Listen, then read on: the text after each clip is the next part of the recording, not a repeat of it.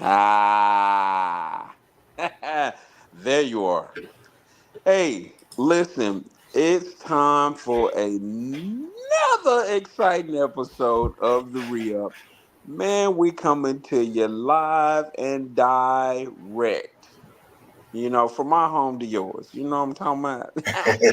You can see it behind me. You know how I'm living. It's the young Re-Up. My main man, Deacon Seaworth, in here with your man, Bishop One Good Leg. And we're gonna be with you for a solid hour of nothing but, real talk and maybe some music or something, huh? Maybe. Got a little bit of music. A I'm gonna little have to bit. let you. I might have to let you listen to DeAndre Womack. Okay. Bobby Womack's little nephew? He is related to Bobby Womack. I We know found you that. lying. We found that out on the show last week, man. I love some Bobby Womack. I can't even His lie to you, brother. He's a low his down joker, but I love him. I don't know what that is. His father's cousin is Bobby Womack. His father was Ricky Womack, Mm, who was a popular gospel singer. mm. So yeah. He didn't go like Bobby. Bobby ran from the church. He always got that one, what I'm saying, family member that just, they gonna do their own thing, period.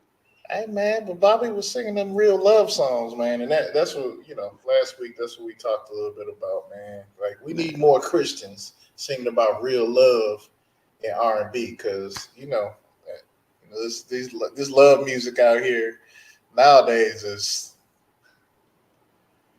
Bobby Womack wasn't your typical love song singer, man. He was a dirty, low down joker, man. he was really.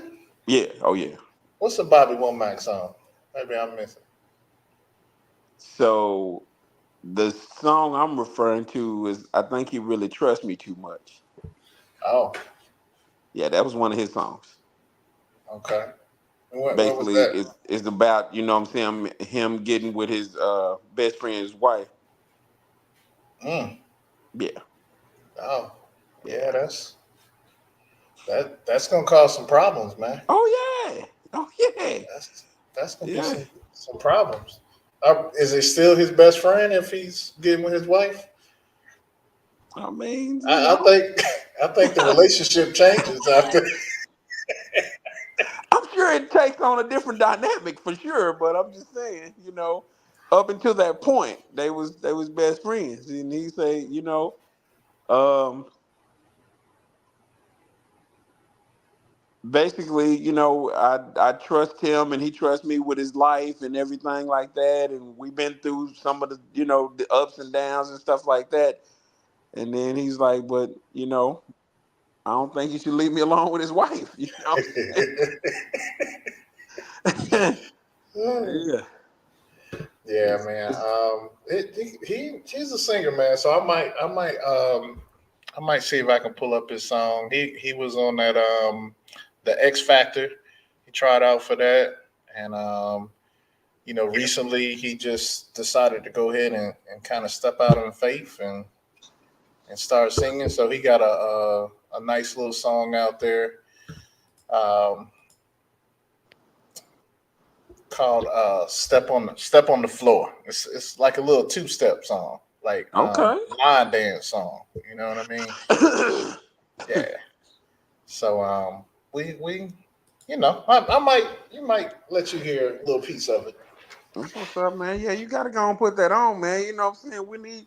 We need to jam out, Let people know what it is.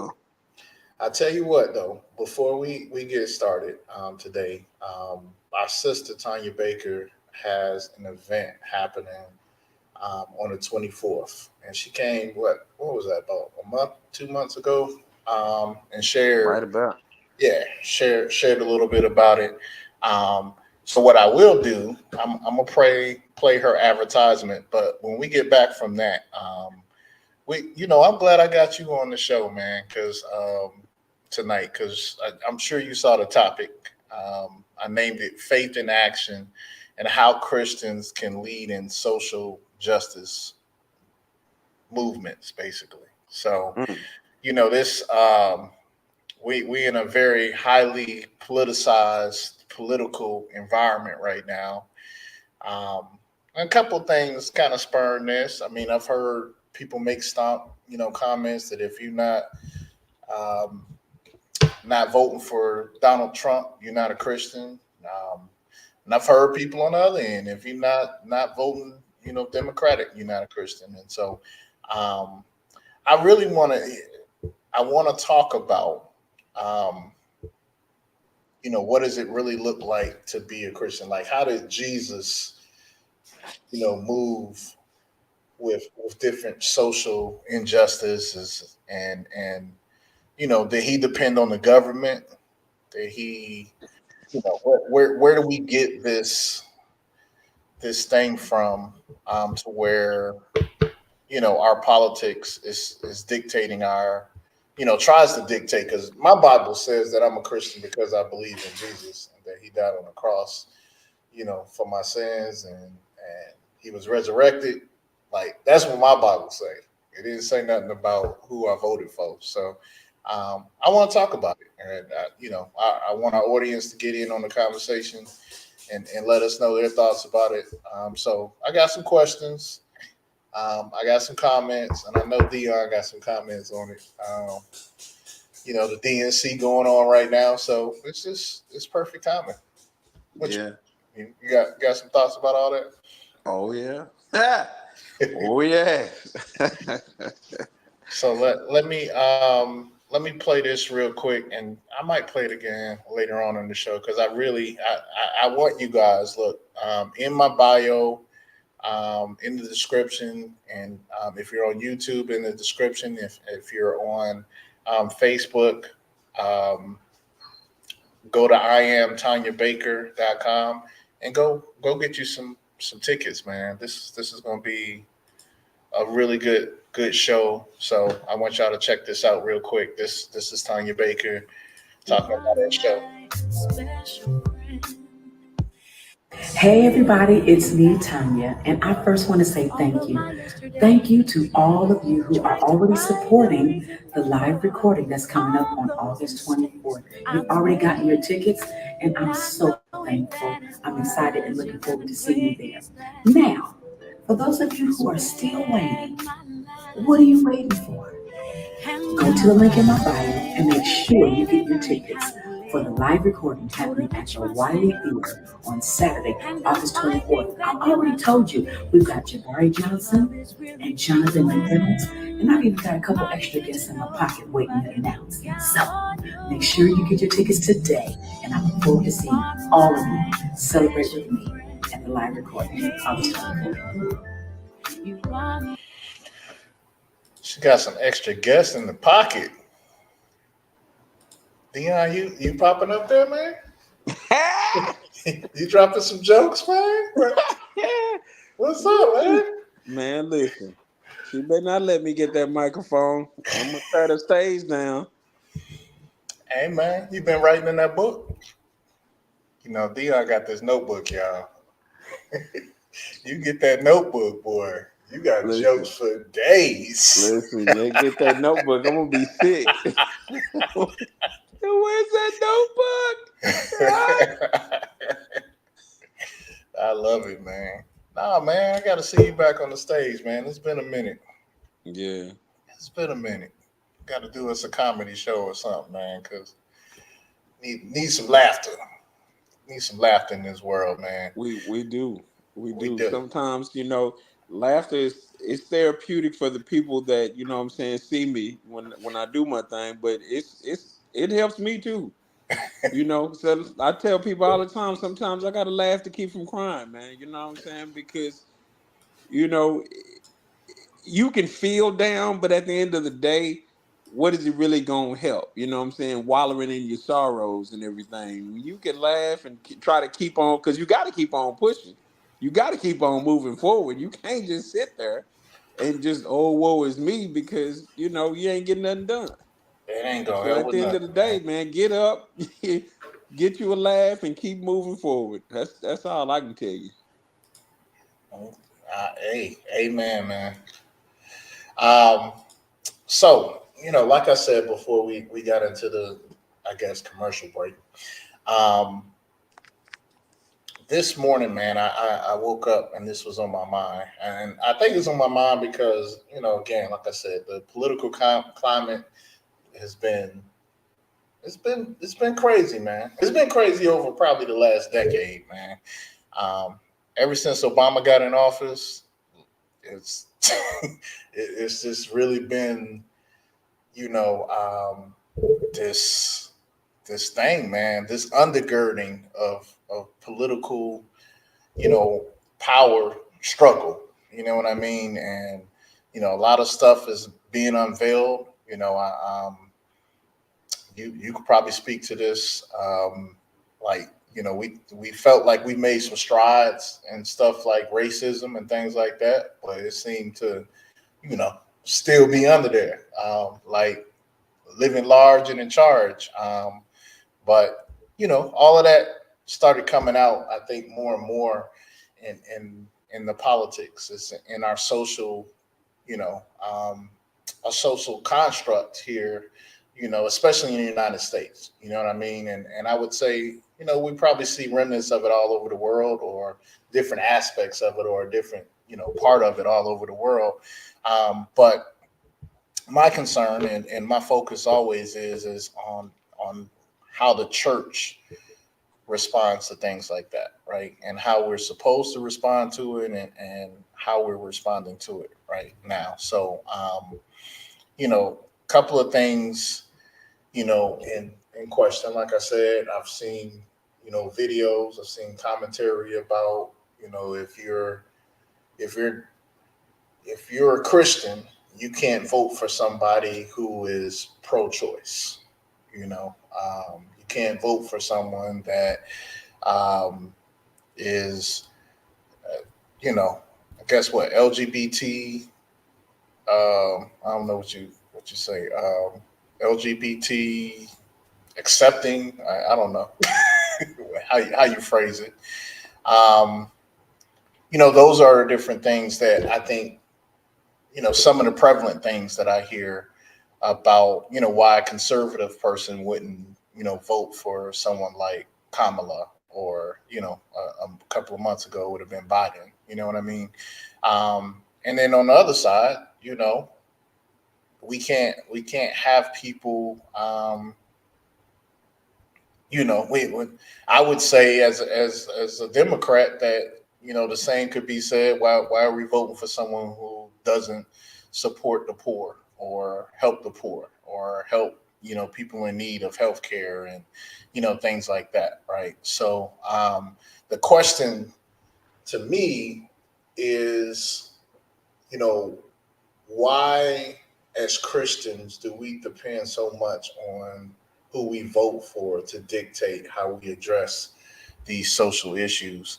And I guess my question to you, Dion, my first question to you would be, um, how did Jesus deal with social injustice? Because it was going on like a lot in the Roman times. Um, a lot of kind of like what we seeing right now. It ain't really that much different. People struggling for power, and making promises and all that kind of good stuff. But we still had people who were sick. We still had people who were poor. We had people that were enfranchised. We had people that was you know in the letter community. Um, time we had people that were whatever you want to say, there's an example of it back in those days. And I guess my question to you is, what are your thoughts behind how Jesus addressed those type of things, as opposed to how we address them now? Go, he go. really kept it simple. You know what I'm saying? He didn't you know get overly angry about it, because he knew that at the end of the day it was going to be going on. But he kept his stance really to the letter. He was like, hey, like the woman that was caught in adultery. He was like, hey, if you haven't sinned, and you won't be the first to cast your stone. this may not be your sin, but if you haven't done anything wrong, then go ahead and stone her. And nobody could throw it, you know what I'm saying? Because everybody has done something, you know. And he says, and I think, you know, as you was talking, I looked at our very faith is based on choice. You know, God says, hey, I give you the free will to choose me, you know what I'm saying, or not. And so, if our very faith is based on choice, shouldn't it be a woman's choice, you know what I'm saying, about what she does about, you know, her situation? Because I'm not saying that it's always the option, but I'm saying there are certain circumstances in which, you know, they should be able to do what they need to do to get past that situation because they didn't put themselves in that situation. You know what I mean? Right. And so with that, I just don't think that we should take a hard line on that at the end of the day. You know, I don't think we should say, hey, you can't ever choose to do nothing about your situation. You gotta, you know, deal with the hand you was dealt. You know what Uh, I'm saying? Because if that was the case, then, you know, God could say, hey, you know what I'm saying, y'all gonna serve me, period. Or I'm gonna just start smoting people, you know. People will right. get smoted, you Right. know. And they were getting smoked. Man, that's an interesting take, man, and I'm really in line with you. I actually had that thought in my notes as well, man, that, you know, how can we serve a God that has created humans to have a free will?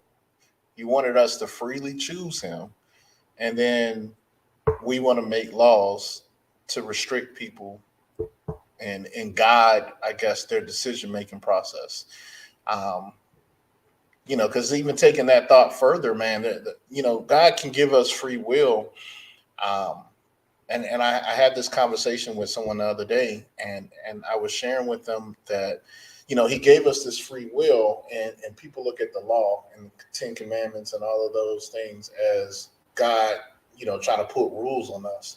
But everything we do has built-in consequences or rewards. You know what I mean? Yeah. So, most of the things that I would say that he is trying to keep us from doing is so that we won't, have to suffer the consequences with that, right? So some of the choices, some of the things we decide to do, they will have consequences to it. And then some of the things, that we do, of course, they'll have rewards for it. He has built-in things, a built-in principle to address those type of things. So um, I'm with you. I don't know why, as Christians, we feel like we have to govern something that God doesn't even govern. You know what I mean? Because he got the power. Like, if he don't want you to have an abortion or he don't want you to do something, like, he's God. He's God of the universe. So if he wanted to control that situation, he sure enough could do that. You know, um, I don't think he really needs us to do that. You know. Now, I will say this. As we're talking about, how Christians can lead in social injustice and things like that. I think by helping to being on our post as Christians and loving people, being there, showing that we're available to help. A single mom that is, about to have a baby and they don't know how they're going to take care of it. If the church is in the right place and doing the right things, maybe she'll feel that type of support and not want to make that type of choice. You know what I mean? Yeah. There are medical reasons why people would make that choice. You know what I Right. mean? It's Yeah. there's a lot of different things there. I mean, we always talk about the fruit and the root of the situations, right? Like, built like, a lot of people, and I know a lot of Black Republicans like to go back, and I think this is in some ways very absurd, but they always like to go back to like Jim Crow era and say that the family unit was together and yeah, we was oppressed, but we was together oppressed. We And didn't have no choice. We had to stick together.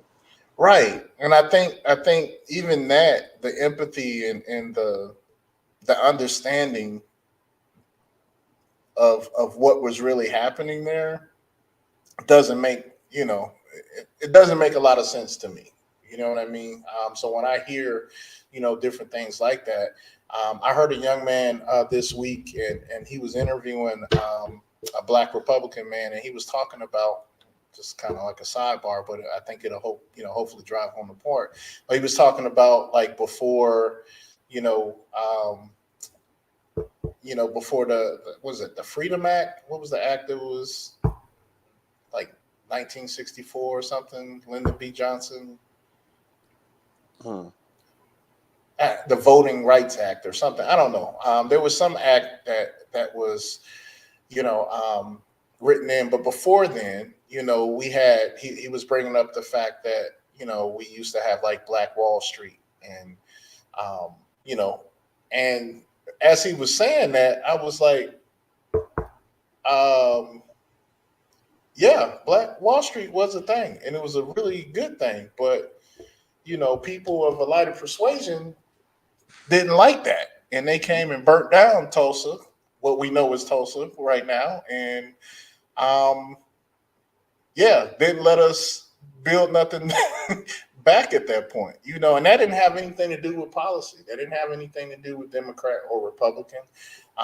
That was some people with a lot of hate and um, hardness in their heart that you know didn't want to see this community excel like that, and Absolutely. that didn't have anything to do with process or anything like that. However, it was a good example of what it looks like when we do come together and we don't have these type of restrictions and oppression. Like we do, have people that come together and build their own um, economic system. So I see what I mean. I would like to say I see what they're trying to say, but Mm-mm. again, it always leads to some type of ignorance there. But I think as Christians, though, um, tearing down like the barriers between conservative and liberal, or Republican and Democrat, and working together, like we all, the core of us are going to believe in the same things, right? Nobody's saying go around um, that we agree with killing babies, or that we agree with, you know, um, marriage being between two people of the same sex, or, um, all whatever sticking point socially that's out there at this particular time. Um, I think that we have all an understanding of it, but it goes back to what you said earlier about the option to choose. And it's so funny, like we respect our option to choose because a lot of the same people who are making these comments are people that I know are making, some choices that don't, they ain't always wise. And they expect to get grace for it. But, like the woman caught in adultery, they're not willing to give grace for those Never, type of things. never. People always want to get that grace, but never give it. Yeah. It's a shame. And I think one of the other things I hear a lot of, right, is that they say that America is a Christian um, nation, right? And I was thinking about even what that would mean, right? A Christian nation would not be a democratic nation. In my mind, it would be a theocracy, and the law would just be the Bible, and everybody in there would have to be Christian, right? So the very nation, like the thing that we pride ourselves on in America, freedom of religion. Like the people who came over from Europe that founded America wanted freedom from oppression and freedom to worship and do the things right. In the very Constitution that we say that we support, it talks about having a freedom of religion. and yet and still, we want to take away other people's choice and force our, our our beliefs on other people, and we wonder why they they reject what we have. And I Mhm. think that's the biggest issue that I have with it, because if we're called to be disciples and called to share the gospel with the world, like, going back to my question about Jesus, the way he did it does not look like the way we do it. Nah. I think Jesus did it, based on the fact of what's fair and right and just, whereas a lot of people today, especially in politics, twist it to fit their agenda. And that's where we go wrong because, just having things be right for you or make your point or whatever is not necessarily how it is. Because, there are obviously always two sides to every coin. And if you're always twisting it to fit your agenda, then of course, people are gonna be like, "No, I don't want to be a part of that. I don't want to, deal with that type of stuff. That's not where I'm at with it." Right. No, I agree. I think that's key. I look at examples. When Jesus, there's not one example you can give me of Jesus going up to a local politician and lobbying him to give, to create a bill or something that is there to support the church. And I think we mentioned this on one of our previous shows before, but you know, even the disciples thought that Jesus was coming to overthrow a government, and he went out his way to not give that impression.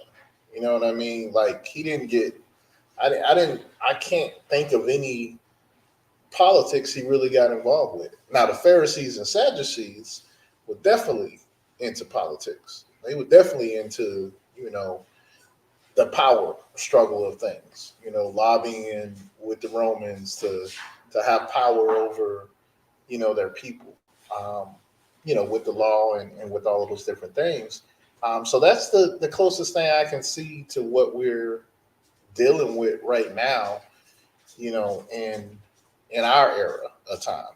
I feel like there's a lot of Pharisees and Sadducees out there that, maybe the harder things is they're seeking power. They're seeking um, they're seeking control. You know, I think there's some cats out there that are seeking, financial benefit, because you get certain things in politics. There's some financial reward with that. I think people find out Yeah. about. Oh yeah, it's definitely all about that money.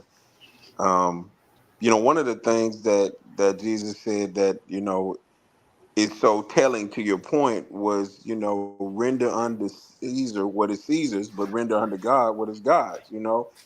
And he was all about, do what's right in the there because you're living, but also understand that you got to do right by God as well. Yeah.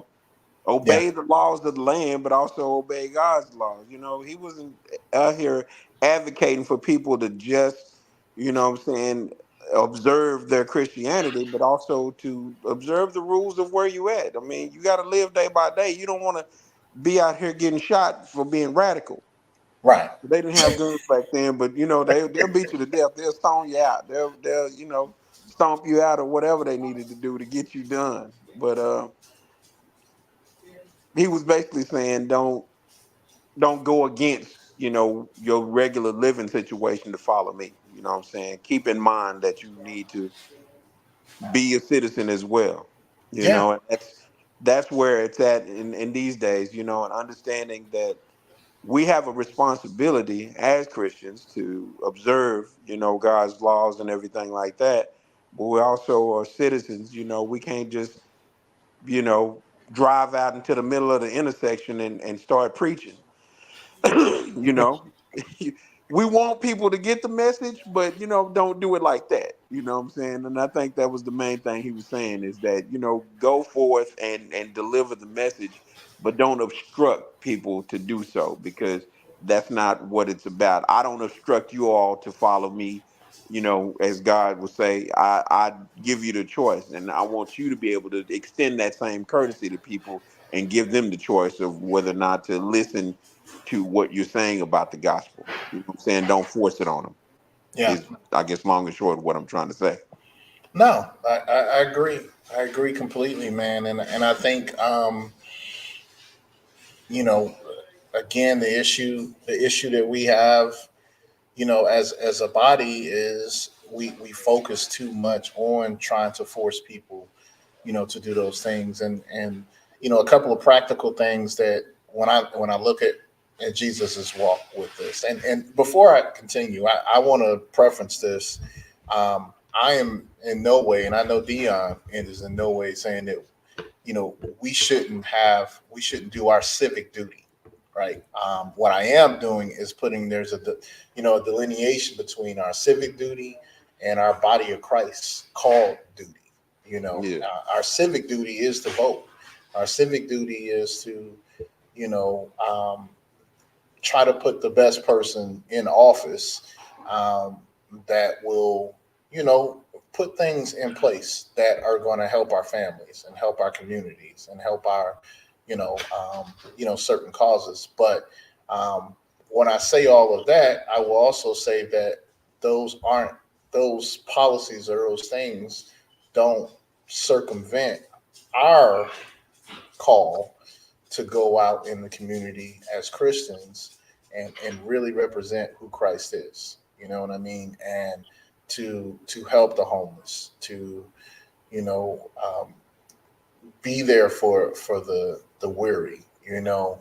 To be a character representation of who Christ is.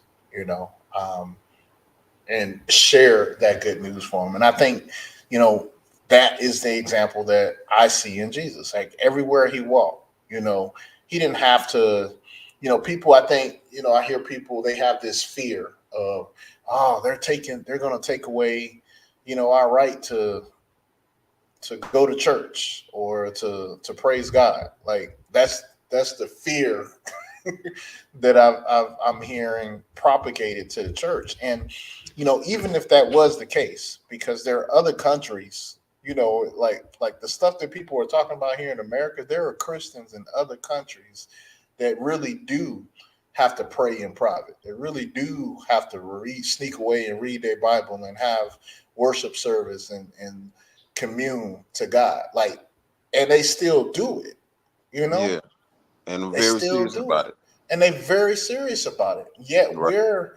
we as Christians are so, I guess, comfortable in America that I was one of the people. I was bothered initially when they took prayer out of school, but again, I'm older now, and if I'm looking at the Constitution, it probably should never have been like a requirement necessarily in school. You know what I mean? Hmm. But that doesn't stop my son from praying in school because that's what we teach him at home to pray. That didn't stop me from praying. When they were talking about a moment of silence, I was praying to God. I don't know if you remember that change. Like they took, we're not praying anymore, but we gonna have a moment of silence every day in school. Y'all had those in Texas? Yeah, Huh. we did. Or was y'all still praying? Because Texas kind of rebel. Like Texas gonna be like, we praying. Hey, we didn't start really getting that whole rebel mentality until like and Hot Wheels got in office. When he got in office, listen, he said, "Man, screw all of that stuff. We doing what we doing. We don't care about none of it." You call that man Hot Wheels, man. Listen, he'll roll up on you quick, man. Don't play with him. Don't play with him. Oh my goodness. Um, but yeah, I mean, and I'll say this. I think one of the things I know we push for on this show, and we talked a little bit about it last week when we were talking about the music industry. Um, we need more Christians in spaces like the government, and so I Yeah. can think of examples like Joseph. Um, when he was in Egypt, because he was a man of God, that ended up working out in the favor of the people of the Israelites in the long term. You know what I mean? Because that's where they ended up, you know, going. They did end up oppressed at some point, but at least they had the food, they had the covering and all of that kind of stuff, which led to the story of Moses and stuff like that. But if Joseph wasn't in the place that he was, who knows what could have happened? I think about David. He was he was a king. Solomon. You know, but then I think about and those are good examples of maybe theocracy, working in our behalf. But then you think about Saul. Saul, started tripping and and and that's I think that's my concern, right? I hear a lot of people talking about like Project 2025, right? Oof. And what I'm looking at with Project 2025 is that's not a democracy. That is pushing towards a theocracy, right? But the problem with that is, and I think, I'm starting to see over the last week a lot of even evangelical Christian leaders are starting to back off their stance as far as Trump being, their man.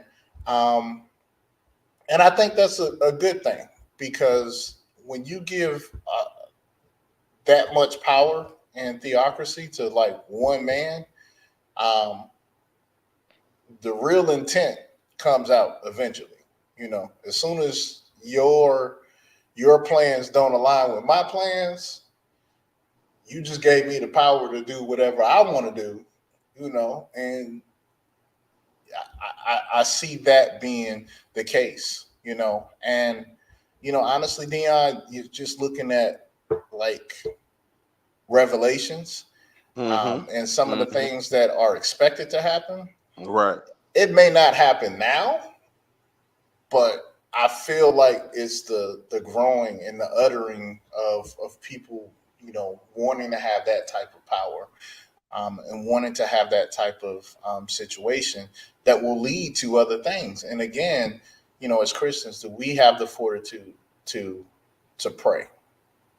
Do we still have, even when someone one day tries to come up with a law or something that says, no praying in public, no church, can you have church at your home with your family and friends, or you know what I mean? Like, um, foundationally of who we are as Christians, Christ-like people, I think we should take our lead from that.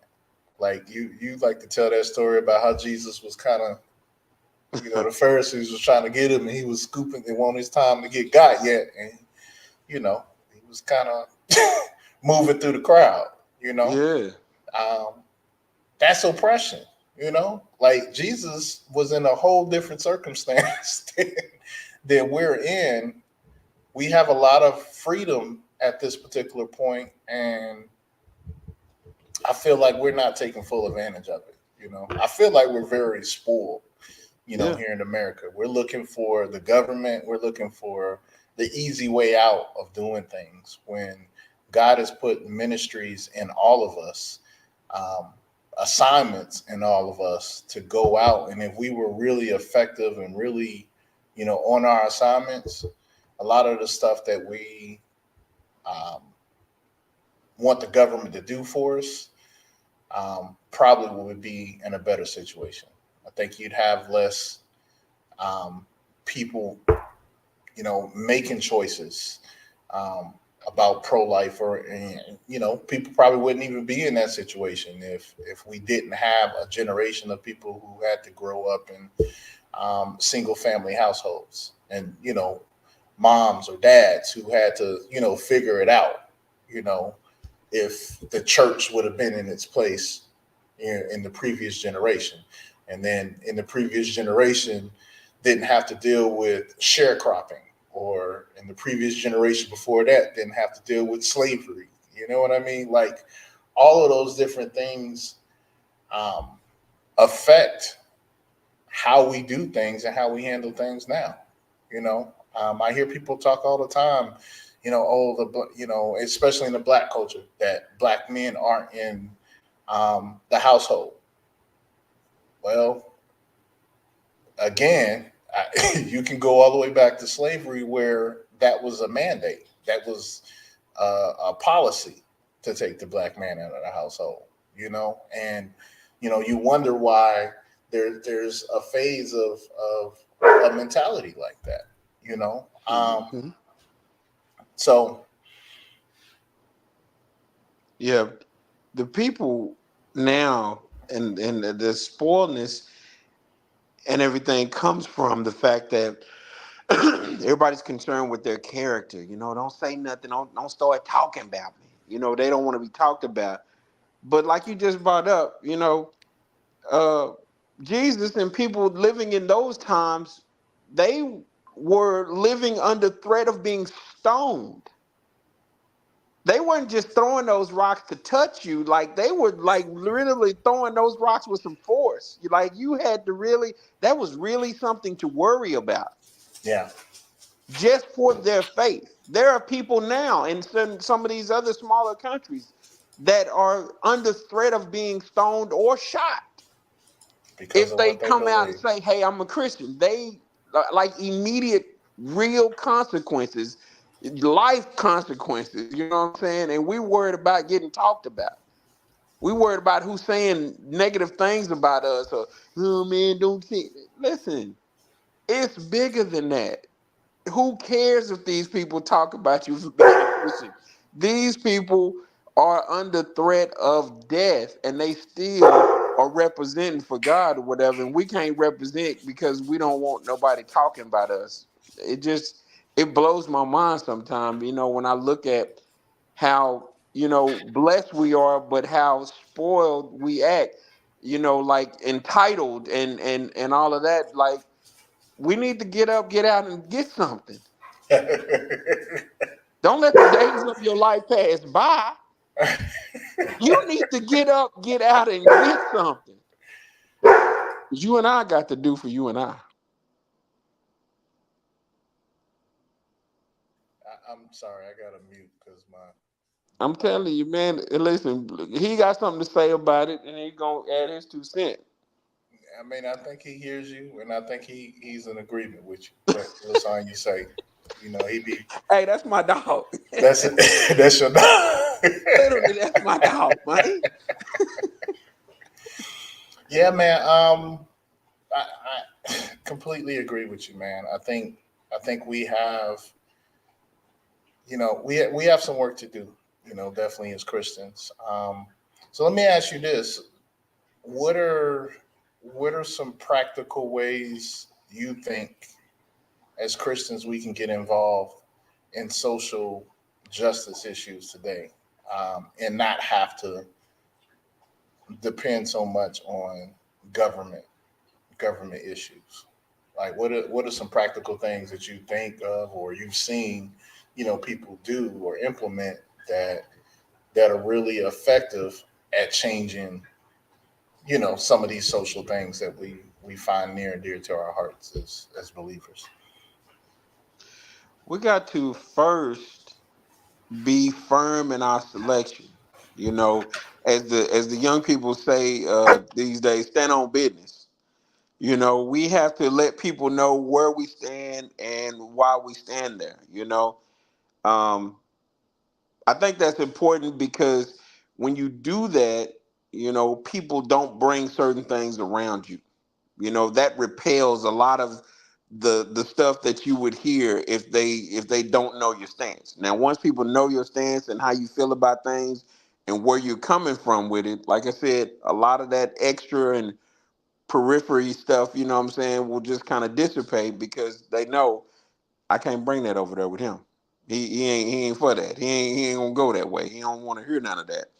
And then from there start to get involved more if it's just on a local level or just on a community level, or what I'm saying, as much as your schedule and your life and your circumstances will allow, what I'm saying, be involved.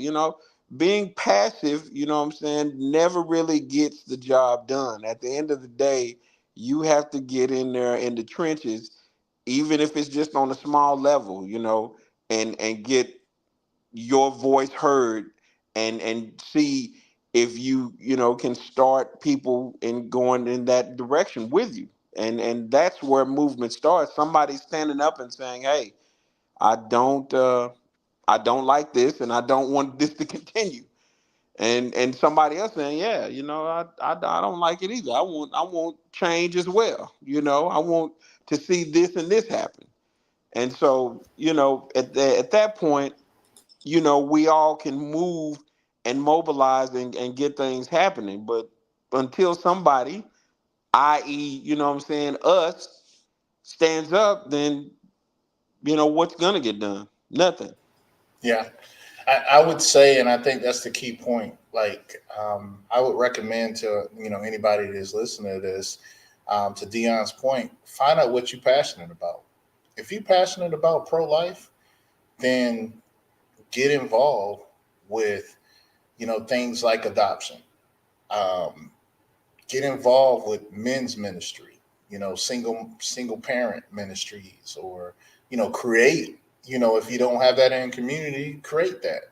Create opportunities for men and women to be built, up, from the ground up, and feel the support necessary, to make certain decisions. If you care about poverty and homelessness and things like that,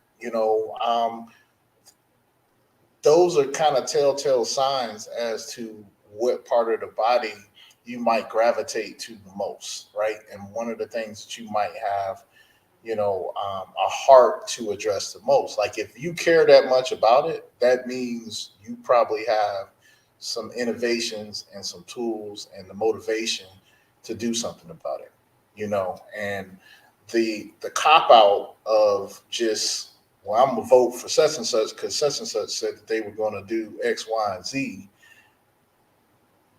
We we've been in America for a very long time, and we've seen how politics work, and we've seen how people, make promises, and even people who make promises with good intention to make do on those. Again, the way a democracy works is, you got to get a bunch of people to agree with whatever that is. So it's not usually one person that's going to make that decision, you know? So, again, there's supposed to be billions of Christians on this earth Right. that say that they care about kingdom things and kingdom initiatives and things like that.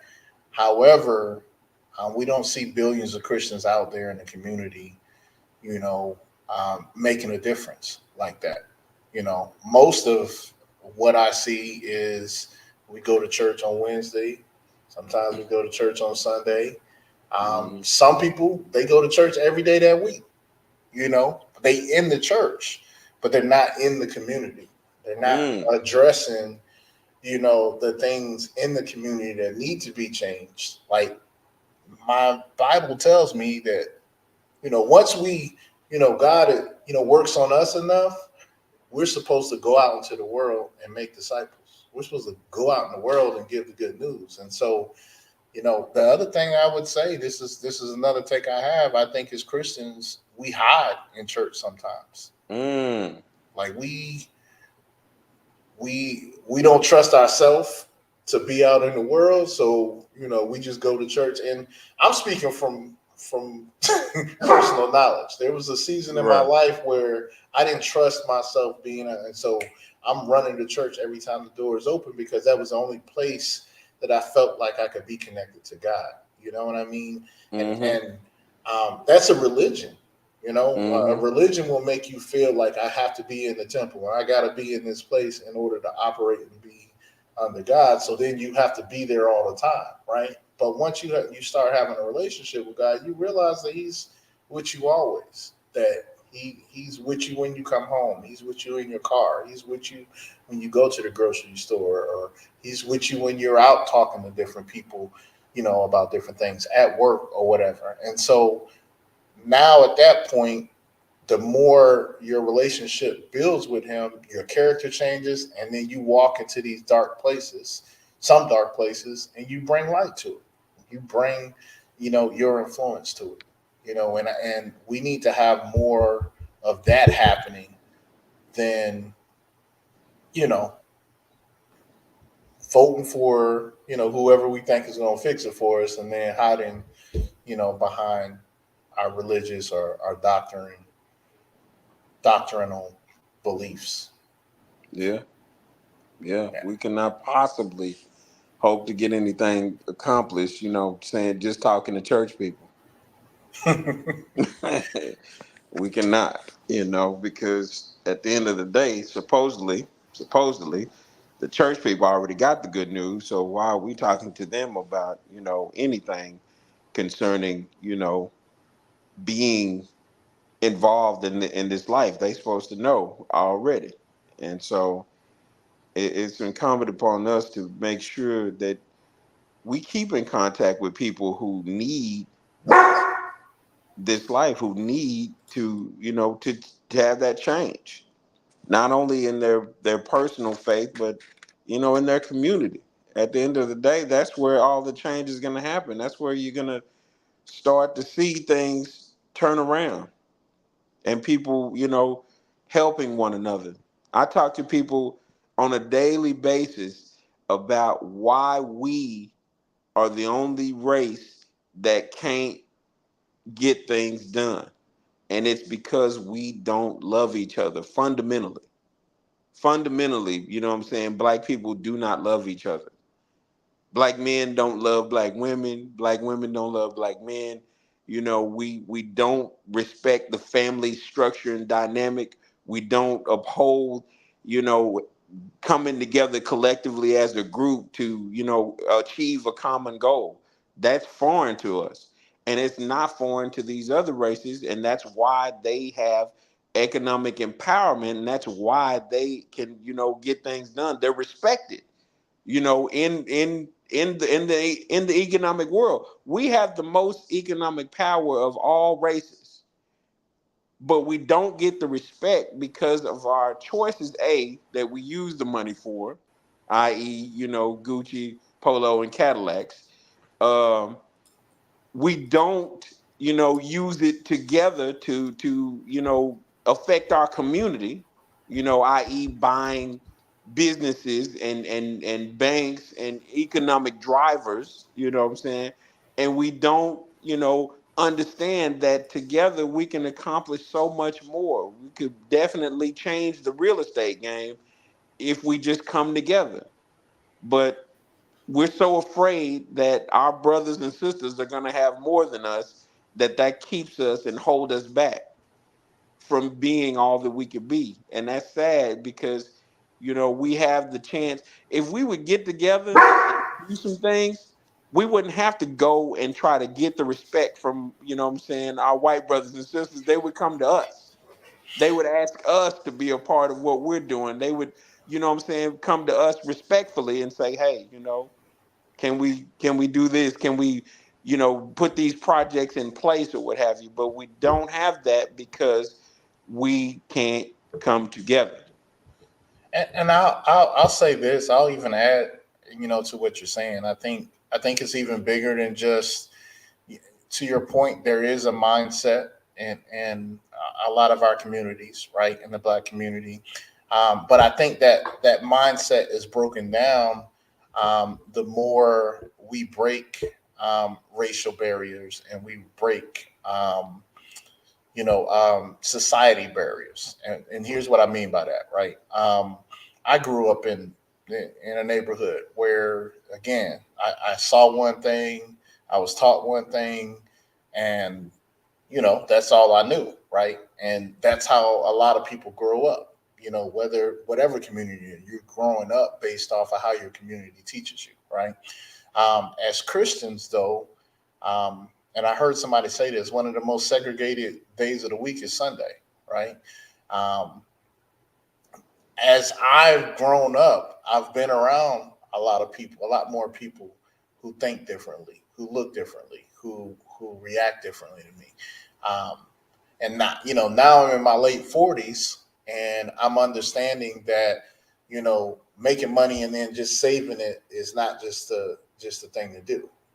I'm learning more about what investment looks like, and I'm more learning more about what property looks like, right? And so all of that happens because at some point, we all have to depend on each other. Whereas even my lighter skinned brothers and sisters, my white brothers and sisters, they can learn things from our culture and from what we're doing, and I think, not to get too spiritual with it, but I think the enemy likes us to be in these different sects, be in different silos, because it doesn't allow us to collaborate like we need to be. And what I am seeing in this generation that I'm very happy to see, that I think is a pro, is that a lot of the younger generation, this generational Z, they cross they cross pollinate, man. Like they spend a lot of time together. I see that more often than when I was coming up. You know what I mean? And even the people that are real, racist, they're usually older. They're baby boomers and older, and they were Mm-hmm. brought in. But these younger, people in their 20s or whatever, they're I think that's the reason why when you saw like Kamala get into the race, it really pulled a different group of people into politics and stuff too. You know what I mean? And Mm-hmm. it's a more diverse group, right? And I guess my point is I want to point out that diversity is a strength and it's not a weakness. You know what I mean? Like we can all learn from each other. We can all really accept each other's strengths and weaknesses and build on each other, complement each other as opposed to fight each other, right? Right. As a black man, like if I do go out into other communities and I don't come home and I don't share with my brothers and sisters like what I'm learning or whatever, I'm wrong in that. You know what I mean? If I Oh don't, yeah.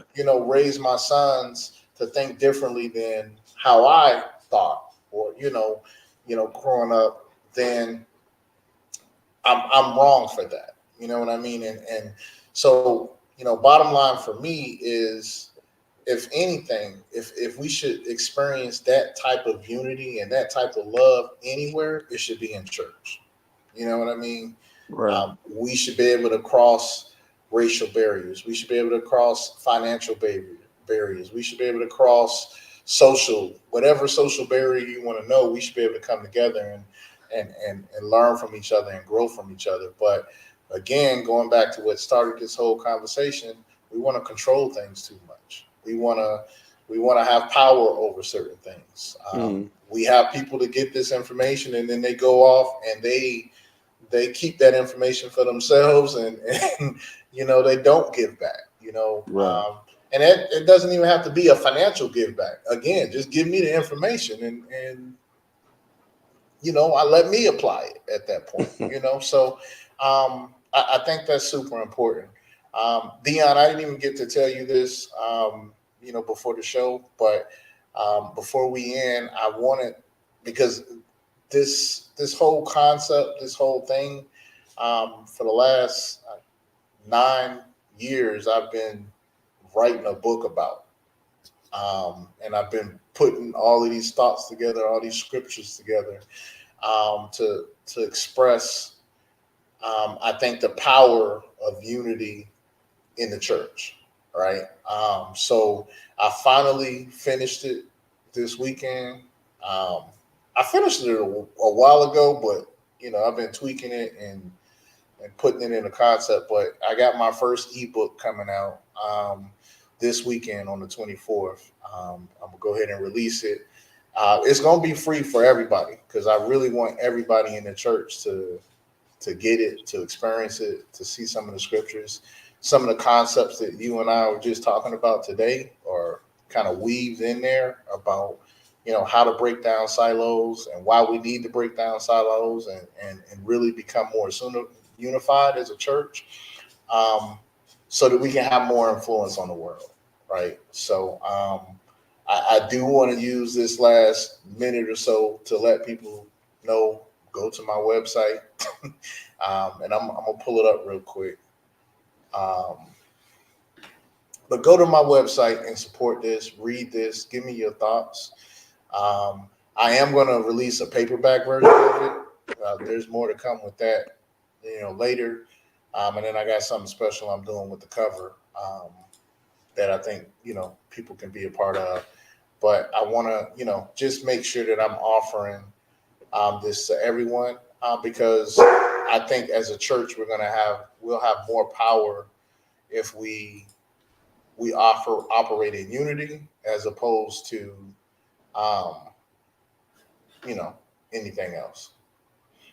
Man, congratulations. That's big right there, man. You did that thing. I'm nervous, man. I can't wait to get my Yeah. hands on it. You gonna get a copy. You definitely gonna get a copy.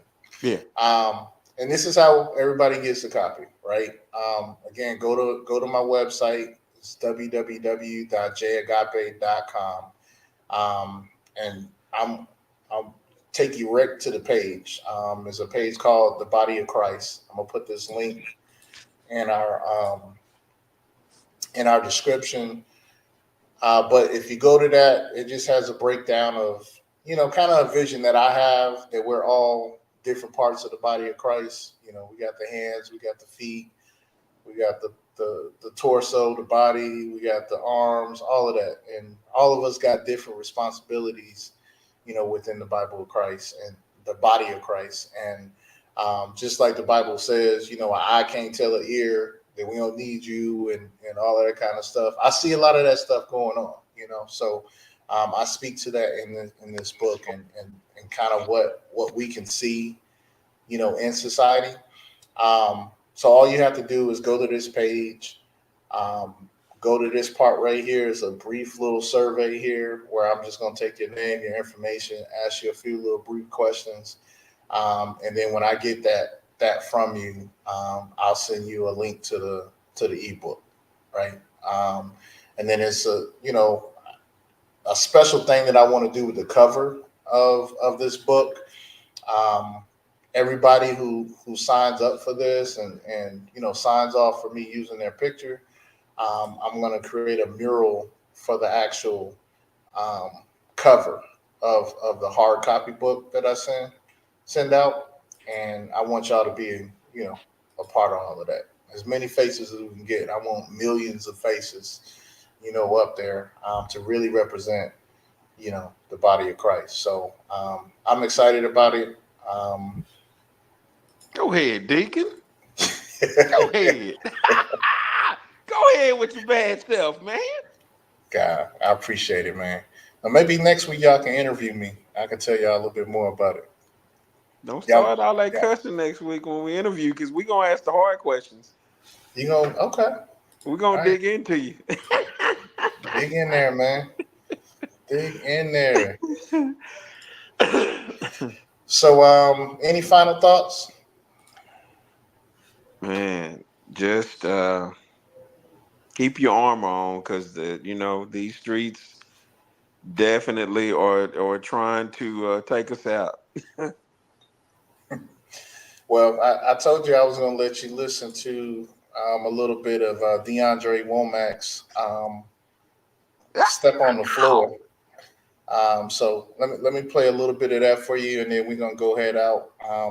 Hey, for everyone that's listening to this show, if you haven't already, subscribe. We got a lot of people that listen to this show, but we want you to subscribe. Help us to build this platform, help us to get the word out. Matter of fact, do more than subscribe. Share it. Tell somebody about it. And when we do the live shows, don't hesitate to get up here and comment, ask questions, challenge us. Add your 2 cents, 3 cents, 4 cents, all of that. We appreciate it, and we again our whole goal is to build a stronger, body of Christ that has like a relationship with God more than just a religion. Platform, really good talent, really good people. Talk about purpose, talk about all that good stuff. Um, so I'm gonna let Dion listen to this song, and then, or at least part of this song, and then we'll go out of that. But thank y'all again for listening, and like I said, subscribe and share and like and comment, all that good stuff. So this is DeAndre Womack, Step on the Floor.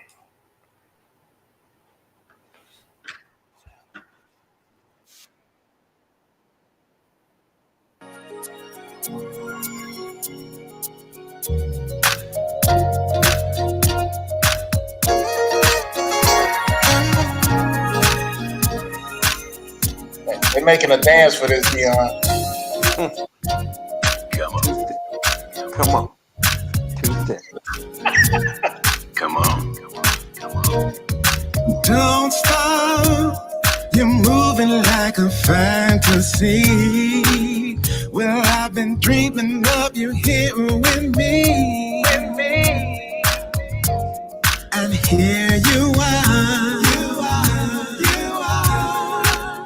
Well, I've imagined the nights and many times before when I can get you out here on the floor. But this is better by far.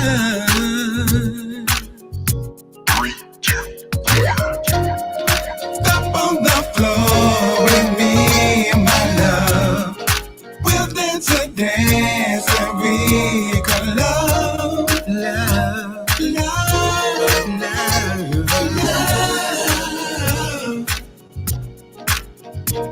Now do it, baby. Feel like I'm trying to hip.